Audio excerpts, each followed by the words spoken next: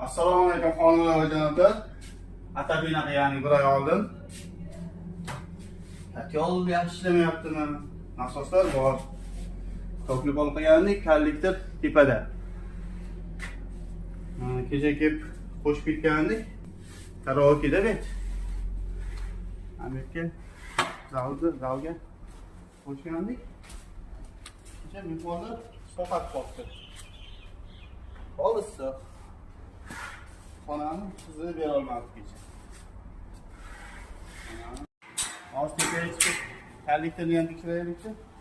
Ungacha aytlar montaj qildik. Shuni videosini qo'ytiramiz.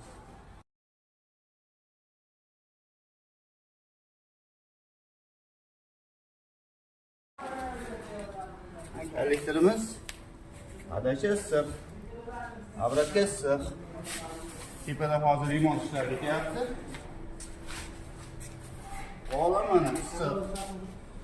Lekin onani qizdirib bera olgan, zarni qizdirib bera olgan. Pastni ham qizdirib olmagan. Mana past.